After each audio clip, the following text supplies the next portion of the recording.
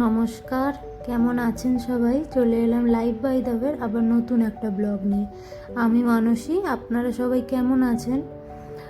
এই ভিডিওটা অষ্টমীর দিন সকালবেলা। এর আগে আপনাদেরকে পঞ্চমী, ষষ্ঠী, সপ্তমী প্রত্যেকটা ভিডিওই শেয়ার করেছি। কোথায় কোথায় ঘুরেছি, কোথায় ঠাকুর দেখেছি প্রত্যেকটাই শেয়ার করেছি। এটা ছিল অষ্টমীর দিন সকালবেলা। আমার বিয়ের পর তো এটা প্রথম পুজো, তোমরা প্রত্যেকেই জানো। বিয়ে হলো এই মাত্র 6 মাস হয়েছে।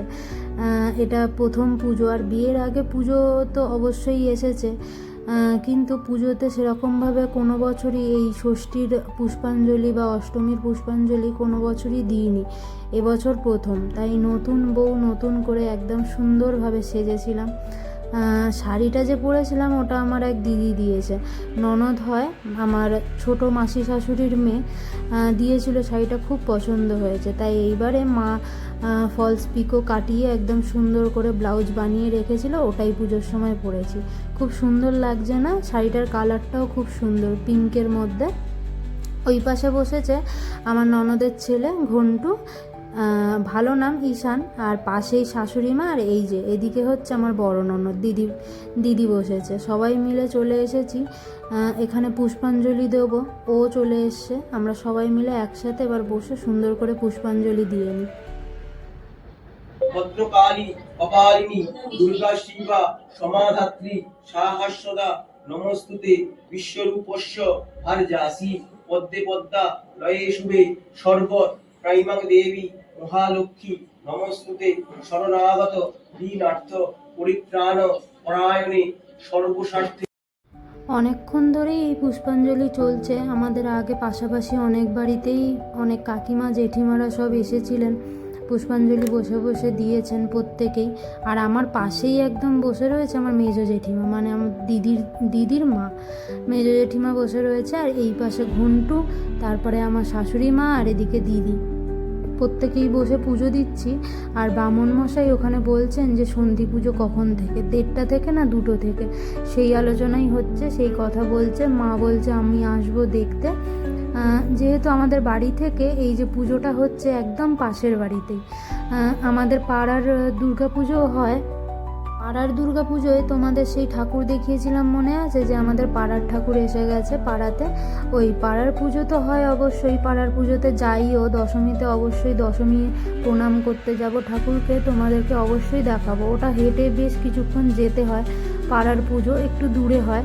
আমাদের বাড়িটা আগে ছিল, আমার শ্বশুর বাড়িটা আগে ছিল রাস্তার একদম উপরে।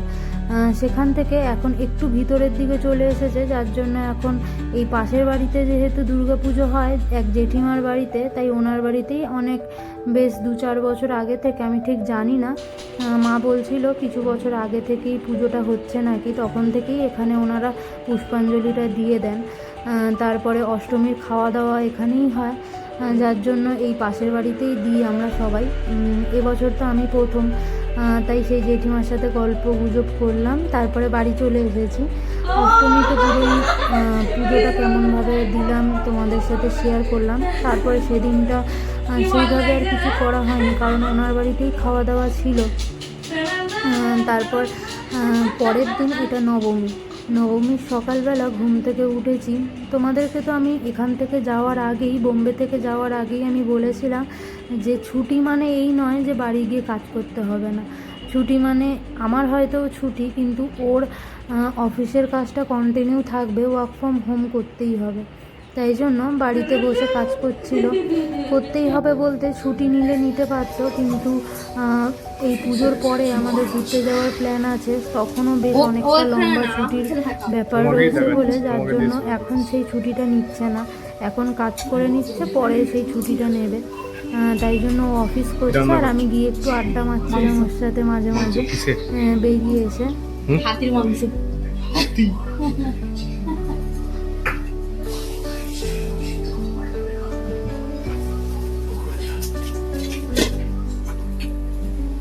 মাথায় বলো বলে ভুলে গেছি।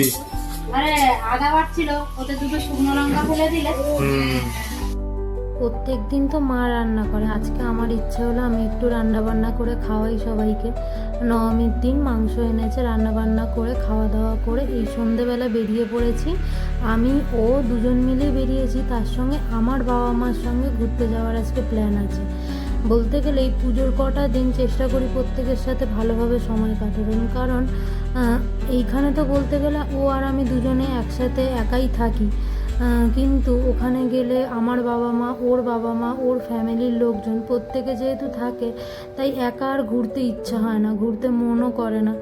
যার জন্য প্রথম যখন পঞ্চমীতে বেরিয়েছিলাম তখন ওর বাড়ির সবার সাথে একসাথে ফ্যামিলির লোকের সাথে বেরিয়েছিলাম। তারপরে মাঝখানের দুদিন আমার ভাইকে নিয়ে বেরিয়েছিলাম।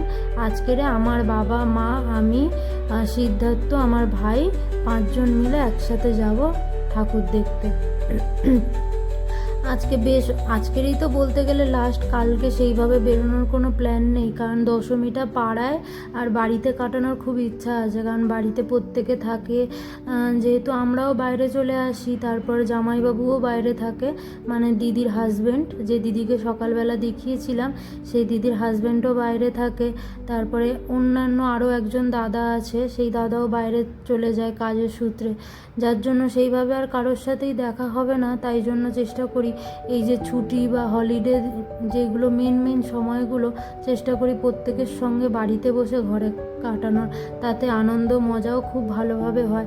4-5টা দিন তো বলতে গেলে 4টে দিন তো ঠাকুর দেখাই হলো, তার মধ্যে একটা দিন নয় বাড়িতেই থাকবো দশমীতে, প্রথম বছর যেহেতু দশমী, তো বাড়িতেই আমরা সবাই মিলে দশমী করতে যাব প্যান্ডেলে, পাড়ার প্যান্ডেলেও যাব, পাশের বাড়িতেও যাব, পাশের বাড়ি যেখানে আমরা অষ্টমীর পুজো দিয়েছি সেইখানেও যাব সিঁদুর খেলতে, তারপরে দশমী করতে, আর পাড়াতেও যাব।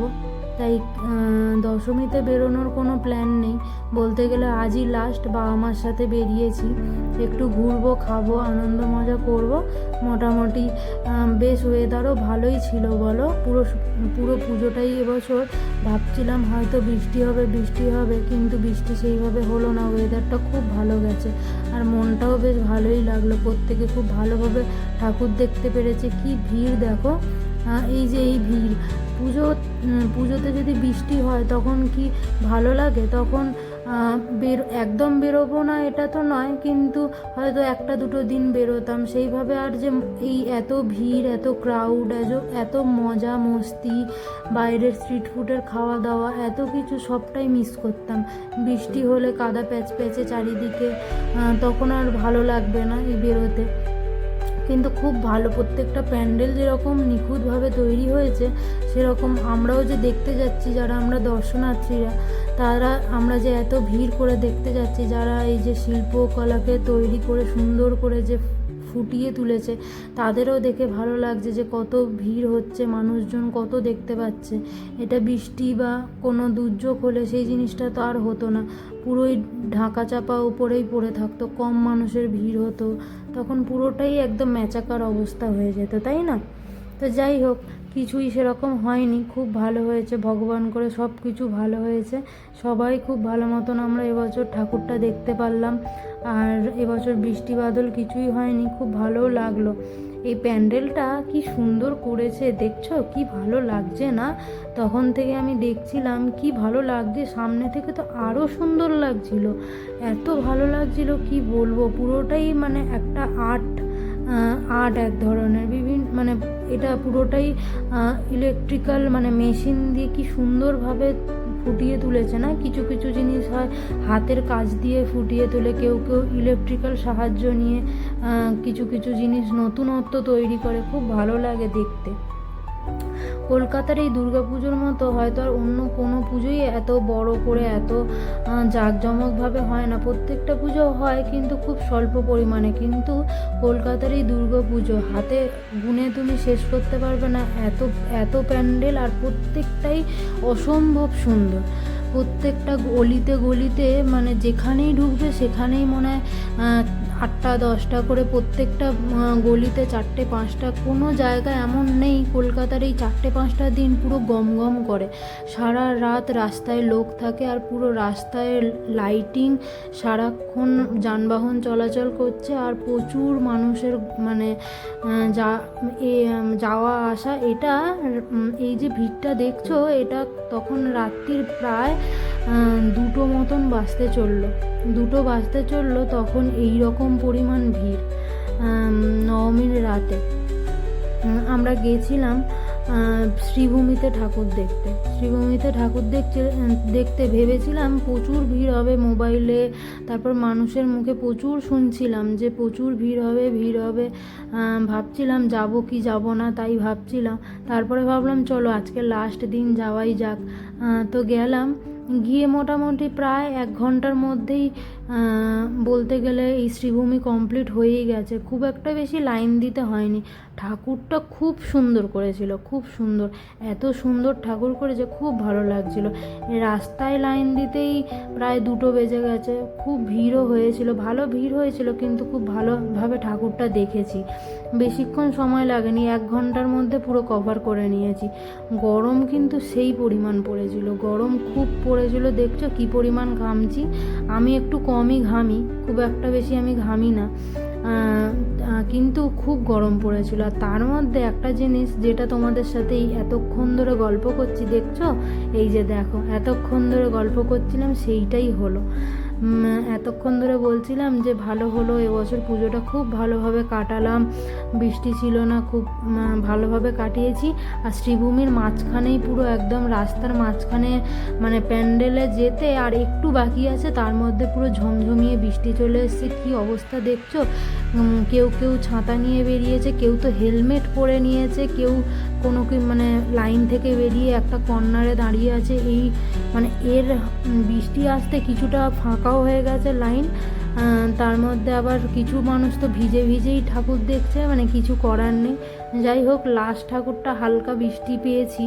তারপর বাড়ি যাওয়ার পথে তো মানে তুমুল বৃষ্টি হয়েছে, প্রচুর বৃষ্টি হয়েছে বাড়ি যাওয়ার পথে। এই সময়টা একটু কমে গেছে, শ্রীভূমির প্যান্ডেলে যখন ঢুকছি তখন ওই সময়টা একটু বৃষ্টিটা কমে গেছে। ঠাকুরটা দেখেছি, তারপর কিছুক্ষণ দাঁড়িয়েছিলাম গাড়ি আসার অপেক্ষার জন্য। তারপরে আবার বৃষ্টি শুরু হয়েছে, মানে লাস্ট দিন, নবমী শেষ হয়েছে, দশমী আসবে, তখনই এত পরিমাণ বৃষ্টি শুরু হয়ে গেছে। কি সুন্দর প্যান্ডেলটা করেছে, তাই না? দেখো কি ভালো লাগছে, ঝাড়বাতিটা দেখলে কি সুন্দর লাগছে, তাই না? কি দারুণ হয়েছে, খুব ভালো লাগছিল। প্যান্ডেলটাও যেরকম সুন্দর করেছে আর ঠাকুরটাও পুরো দেখে মনে হচ্ছে যেন একদম হিরে বসানো, এত সুন্দর লাগছে। খুব সুন্দর স্টোনের কাজ করেছে। আর এই যে প্যান্ডেলটা পুরোটাই শোলার উপরে, শোলার মধ্যে খুব সুন্দর নিখুঁত কাজ করেছে, খুব ভালো লাগছিল দেখতে এটা। আর এই জায়গায় এসে, লাস্ট দিনে দাঁড়িয়ে এই জায়গায় এসে আমরা একদিকে হয়ে গেছি আর সিদ্ধার্থ একদিকে হয়ে গেছে। আমরা আলাদা হয়ে গেছিলাম। আবার একটু কিছুক্ষণ দাঁড়িয়ে সবাই দেখা করে লাস্ট একদম আইসক্রিম খেলাম। তার আগে চাউমিন খেয়েছিলাম, আরও অনেক কিছু খেয়েছিলাম। চাউমিন খেয়েছিলাম, ভাই নিয়েছিল ফিশ ফ্রাই, প্রত্যেকেই ফিশ ফ্রাই নিয়েছিলাম, চাউমিন খেয়েছিলাম। তারপরে আসার পথে ডালের বড়া খেয়েছি, তার মাঝখানে ফুচকা খেয়েছিলাম। সব কিছু খেয়ে তারপরে এই যে চললাম। দেখছো বাইরে কাঁচের দিকে তাকাও, কেমন বৃষ্টি হালকা হালকা শুরু হচ্ছে, এখনও সেইভাবে শুরু হয়নি, হালকা হালকা শুরু হচ্ছে।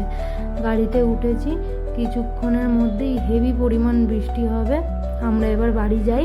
কালকে দশমীতে অবশ্যই তোমাদের সাথে দেখা হবে। আর এবছরের জন্য দুর্গাপুজোর ভিডিওটা এবছরের জন্য এই পর্যন্তই। তোমরা সবাই ভালো থেকো, সুস্থ থেকো। আবার সামনের বছর দুর্গাপুজো কেমনভাবে কাটছে, কেমন কি করছি না করছি অবশ্যই দেখাবো। সামনের বছর আবার সব কিছু আসবে। এবছরটা খুব ভালোভাবে কাটলো। দেখা হবে নতুন আবার একটা ভিডিওর সাথে। আজকের জন্য আসি। তোমরা প্রত্যেকে ভালো থেকো, সুস্থ থেকো। পুজোর ভিডিও আজকেরই শেষ হলো। দেখা হবে আবার নতুন আবার একটা ভিডিওর সাথে। কালকে দশমীর ভিডিও আসবে, তারপরে আবার নতুন একটা ভিডিওর সাথে দেখা হবে।